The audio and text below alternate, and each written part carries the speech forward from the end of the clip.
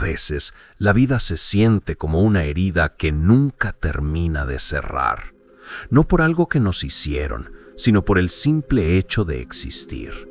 Esa es la tragedia de estar vivos. El sufrimiento no es un accidente, es la esencia misma del mundo. ¿Alguna vez has sentido que todo lo que haces carece de un propósito real? Que por más que te esfuerces, por más que avances, el vacío sigue ahí, silencioso, esperándote al final del día. Esa sensación tan humana y tan universal es el punto de partida del pesimismo existencial. Si la existencia es sufrimiento, ¿por qué insistimos en seguir? ¿Por qué nos aferramos a una vida que no promete nada, que nos hiere con cada deseo incumplido y nos engaña con momentos breves de felicidad? Tal vez porque la voluntad de vivir, esa fuerza ciega que nos empuja, es más fuerte que la razón. Tal vez porque incluso cuando sabemos que todo carece de justificación, no podemos dejar de desear. Arthur Schopenhauer lo dijo sin rodeos.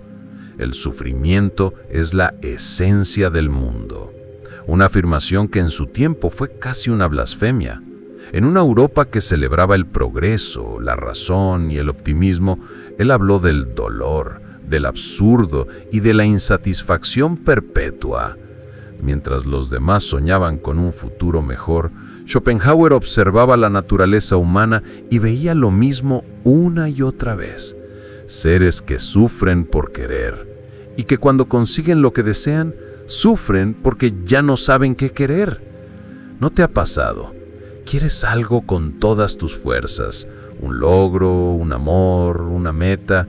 Lo consigues, sientes una chispa de alegría, pero dura poco.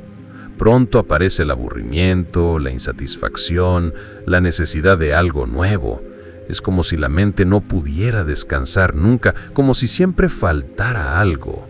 Schopenhauer llamó a eso la voluntad de vivir, una fuerza irracional que nos mantiene en movimiento, pero también en conflicto.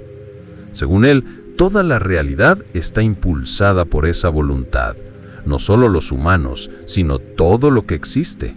Los animales, las plantas, incluso la materia. Todo busca perpetuarse, todo lucha, todo quiere seguir siendo. Pero ese querer, inevitablemente, genera dolor, porque donde hay deseo, hay carencia. Donde hay carencia, hay sufrimiento. Y cuando el deseo se cumple, llega el tedio, el vacío. La vida, decía, oscila como un péndulo entre el dolor y el aburrimiento, y en medio de ese movimiento incesante apenas encontramos instantes de calma, momentos breves que creemos felicidad, pero que solo son pausas en el ciclo interminable del querer. Piénsalo, ¿no es eso lo que vivimos a diario? Corremos detrás de metas, relaciones, promesas, dinero, reconocimiento. Nos decimos que cuando logremos eso, seremos felices. Pero cuando llega, la mente ya está en otra cosa. El placer dura tan poco que parece una burla.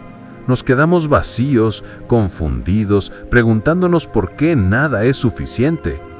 Y en ese punto, el pensamiento de Schopenhauer se vuelve casi insoportable, porque no ofrece consuelo. No dice, todo pasa por algo, ni el sufrimiento te hace fuerte. Dice lo contrario, el sufrimiento no tiene sentido, no enseña nada, no mejora a nadie, simplemente es, como una ley natural, como el latido oscuro del universo. ¿Y cómo se vive sabiendo eso? ¿Cómo se camina por la vida con la conciencia de que todo esfuerzo, toda ilusión, toda alegría es solo un paréntesis en medio del dolor? Schopenhauer creía que el primer paso era aceptar la verdad, aunque duela, no huir, no distraerse, no mentirse. Aceptar que la vida no se sostiene sobre un propósito divino o racional, que estamos aquí sin haberlo pedido, arrojados al mundo sin manual ni garantía. Por eso su filosofía resulta tan humana, porque parte de una experiencia que todos, tarde o temprano, vivimos, la del desencanto. cuando el brillo de la juventud se apaga, cuando los sueños se desgastan, cuando la rutina consume las ganas, surge esa pregunta que no tiene respuesta. ¿Para qué todo esto? En ese momento, el pesimismo no es una teoría, es una sensación física, es el cansancio en el pecho, la mirada perdida, el silencio que se vuelve pesado. Es esa tarde en la que no pasa nada y aún así todo parece demasiado. Es esa soledad que no desaparece ni en compañía. Es estar vivo y sentir que algo en ti ya no quiere estarlo. Schopenhauer veía en esa lucidez una forma de sabiduría. Decía que solo quien ha visto el sufrimiento tal como es puede vivir sin engaños, que la serenidad no nace de la esperanza, sino del reconocimiento, porque quien deja de esperar que la vida sea justa, deja también de sufrir por su injusticia. Pero, ¿qué hacer con esa verdad? Si el sufrimiento es inevitable, si la existencia no tiene justificación, ¿cómo seguir viviendo? Schopenhauer no era un nihilista total, veía pequeñas vías de escape, fugaces pero reales. Una de ellas era el arte. En el arte, decía, podemos contemplar el mundo sin desear nada. Por un instante dejamos de ser esclavos de la voluntad. ¿No te ha pasado al escuchar una canción, mirar una pintura o perderte en una película que sientes una calma extraña? Como si el tiempo se detuviera, como si por unos segundos no quisieras nada, no necesitaras nada. Esa es la suspensión del deseo de la que hablaba Schopenhauer, una pausa en el tormento del querer.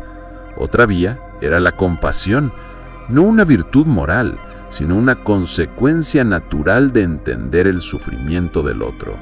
Si todos sufrimos por existir, entonces todos compartimos algo esencial. Al reconocer el dolor en los demás, reconocemos también el nuestro. Y en esa empatía silenciosa hay una forma de redención, no una felicidad completa, pero sí una comprensión profunda. Aún así, su visión fue considerada peligrosa. En una época obsesionada con el progreso, su mensaje parecía un veneno. Mientras todos hablaban de esperanza, él hablaba de resignación. Mientras se soñaba con el hombre nuevo, él recordaba la fragilidad del hombre viejo. Su pensamiento fue calificado de decadente, de oscuro, incluso de destructivo. Pero el tiempo le dio un lugar especial. Su pesimismo inspiró a artistas, poetas, escritores, gente que, como él, veía en la tristeza no una debilidad, sino una forma de lucidez. Porque mirar el abismo no es rendirse, es atreverse a ver lo que la mayoría evita. Y sin embargo, el abismo tiene un precio. No todos soportan mirarlo mucho tiempo. Algunos al hacerlo pierden el sentido por completo. Cae el velo y la vida se vuelve un escenario absurdo, donde todo parece carecer de significado. Esa sensación, ese vértigo, es el terreno en el que más tarde viviría Émile Cioran. Cioran llevó el pensamiento de Schopenhauer más lejos, hasta el límite del nihilismo. Si Schopenhauer creía que el arte y la compasión podían darnos un respiro, Cioran dudó incluso de eso. Para él el sufrimiento no solo era inevitable, era lo único real. Todo lo demás, la felicidad, la fe, la esperanza, eran construcciones para soportar el vacío. Pero antes de llegar a Cioran, piensa en esto. ¿Qué harías tú si aceptaras que la vida no tiene justificación? ¿Cómo vivirías sabiendo que cada alegría es temporal, cada amor frágil, cada logro efímero? Tal vez sentirías miedo, o ira, o simplemente cansancio, o tal vez, y esto es lo que Schopenhauer intuía, sentirías una especie de libertad. La libertad de no esperar nada, la libertad de dejar que la vida sea lo que es, sin necesidad de que tenga sentido. Y aunque esa idea suene oscura, tiene una extraña belleza, porque cuando dejas de buscar el propósito, puedes empezar a mirar el presente, a sentir sin exigir, a existir sin justificarte. Y quizás ahí En ese instante de aceptación silenciosa, el sufrimiento deja de ser un enemigo y se convierte en parte del paisaje. Fue en ese paisaje sombrío donde construyó su filosofía Cioran, un lugar donde ya no se busca consuelo, sino comprensión, donde el dolor no se explica, se habita, donde vivir no es una promesa, sino una paradoja. Émile Cioran nació en un mundo que ya había perdido la inocencia. Un siglo después de Schopenhauer, la humanidad había visto guerras, dictaduras, desilusiones y ruinas. La promesa del progreso se había roto. Lo que quedaba no era esperanza, sino cansancio. Y en ese escenario, Cioran no intentó curar el dolor, lo convirtió en lenguaje. Su filosofía no pretende salvarte. No promete paz, ni sentido, ni redención. Cioran no busca consolar, busca comprender. Y comprender para él significa mirar el sufrimiento sin apartar la vista. Decía que pensar demasiado es un castigo, que la conciencia es una enfermedad, que cuanto más despierta está la mente, más insoportable se vuelve la existencia. Porque el que ve demasiado ya no puede creer en nada, y sin embargo, no puede dejar de mirar. ¿Te ha pasado eso? Sentir que sabes demasiado para poder volver a ser ingenuo, que ya no puedes convencerte de las frases que alguna vez te calmaban, que los consejos, los mantras, las promesas de todo estará bien te suenan vacíos. No es arrogancia, es fatiga del alma, es el peso de la lucidez. Cioran lo sabía, decía, pensar es destruir el mundo. Y en parte tenía razón, porque cuando piensas, cuando analizas, cuando desmontas cada creencia, te quedas frente al abismo. Descubres que no hay razón última, ni destino, ni propósito, que la vida simplemente ocurre, sin guión, sin dirección. Y sin embargo, seguimos viviendo, seguimos respirando, amando, riendo, aunque sepamos que todo se deshace. ¿Por qué? Cioran decía que quizás seguimos por cobardía, que el instinto de supervivencia es más fuerte que la desesperanza, pero en otros momentos admitía algo más sutil, que tal vez, en el fondo, seguimos porque no sabemos hacer otra cosa, porque vivir, aunque duela, es nuestra naturaleza. Su relación con la existencia era una mezcla de ironía, cansancio y ternura. Decía, el inconveniente de haber nacido no es poder dejar de ser. En esa frase hay desesperación, pero también hay humor, el humor del que ha tocado fondo y ya no teme hundirse más. Cioran vivía en un estado constante de contradicción. Quería dejar de vivir, pero no podía.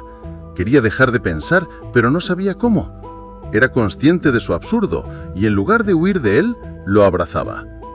Para él, la desesperanza era una forma de lucidez, porque solo cuando dejas de esperar que la vida tenga sentido, puedes verla con claridad. Y aquí viene una pregunta que todos deberíamos hacernos. ¿Ser lucido nos hace libres o nos condena? ¿Vale la pena ver la verdad si esa verdad nos quita la paz?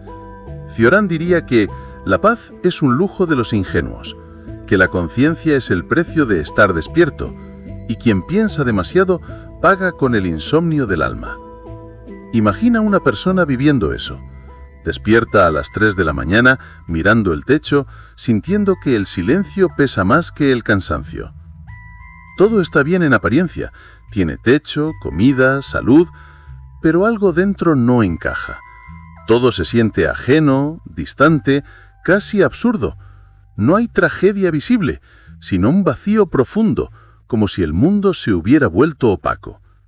Esa sensación es el territorio de Cioran. Es la conciencia de quien ha dejado de mentirse, de quien ya no busca respuestas fáciles, ni promesas espirituales, ni recetas de felicidad.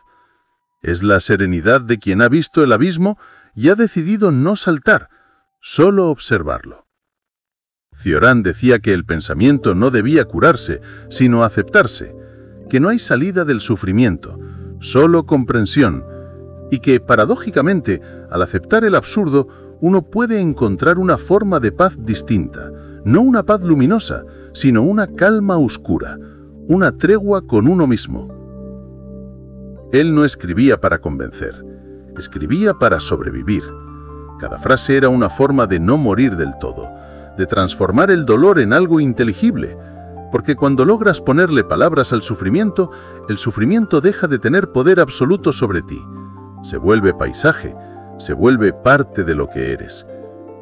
En cierto modo, Cioran encontró belleza en el desencanto. Decía que el sufrimiento nos hace profundos, que el vacío nos vuelve más sensibles, que quien no ha sentido desesperanza no ha vivido realmente, porque solo en el borde comprendemos la fragilidad de todo. Pero no creas que su pensamiento es pura oscuridad. Hay una especie de ternura escondida en su desesperación. Cioran amaba la vida en secreto, aunque no lo admitiera abiertamente. Amaba los instantes pequeños, una melodía, una conversación nocturna, el olor de la lluvia, el silencio después del ruido. Cosas mínimas que no justifican la vida, pero la vuelven soportable. Y tal vez eso sea lo más humano de todo. No necesitamos justificar la existencia. No necesitamos que todo tenga sentido. A veces basta con sentir el viento en la cara o con compartir el silencio con alguien que entiende. Cioran lo sabía. Por eso decía que no hay salvación, pero sí consuelo. Y ese consuelo está en la aceptación. Aceptar no significa rendirse, significa dejar de pelear con lo inevitable, dejar de exigirle sentido al mundo, dejar de buscar respuestas donde solo hay preguntas. Cuando lo haces, el sufrimiento cambia de forma, deja de ser enemigo y se convierte en paisaje, se vuelve parte de lo que eres. Y entonces entiendes que la vida no se trata de huir del dolor, sino de aprender a existir con él. Entiendes que la felicidad no es un estado permanente, sino una pausa breve, un respiro entre dos tormentas. Y entiendes que el sufrimiento, aunque absurdo, es lo que nos conecta, lo que nos hace humanos. Tal vez el pesimismo existencial no sea una filosofía de la desesperanza, sino de la autenticidad. Nos recuerda que no necesitamos ser optimistas para vivir con dignidad, que aceptar el vacío no nos destruye, nos libera, porque cuando ya no esperas nada, todo lo que llega, incluso lo pequeño, se vuelve suficiente. Y ahora te pregunto, ¿qué pasaría si dejaras de buscar el ¿para qué? Y simplemente vivieras el ahora? ¿Qué pasaría si en lugar de escapar del sufrimiento, lo reconocieras como parte de ti? Quizás descubrirías que dentro del dolor también hay una forma de belleza, una calma profunda que no depende de nada externo. Esa es la paradoja del pensamiento de Schopenhauer y Cioran, que en medio del desencanto pueden hacer una claridad serena. Que al mirar el abismo descubrimos no solo el vacío, sino también nuestra propia profundidad. Que la desesperanza, cuando se entiende, se transforma en lucidez. No todos están preparados para escuchar esto. No todos quieren mirar tan adentro. Pero si has llegado hasta aquí, es porque algo en ti ya sospechaba que la verdad no siempre brilla. A veces la verdad se esconde en la oscuridad, y es ahí donde uno empieza realmente a entenderse. Por eso, si este tipo de reflexión te hace pensar, si te hace sentir acompañado en medio de tu silencio, te invito a quedarte. Suscríbete a este canal. Aquí no vas a encontrar respuestas simples ni frases vacías de motivación. Aquí hablamos de lo que pocos se atreven a mirar, el lado oscuro, el peso de existir, el arte de vivir sin certezas. No es un canal para todos, es para quienes buscan entender, no escapar, para quienes saben que el pensamiento puede doler, pero también iluminar. Porque al final, como dijo Cioran, solo se cura un sufrimiento al comprenderlo plenamente. Y si te atreves a comprender, entonces sí, este espacio es para ti.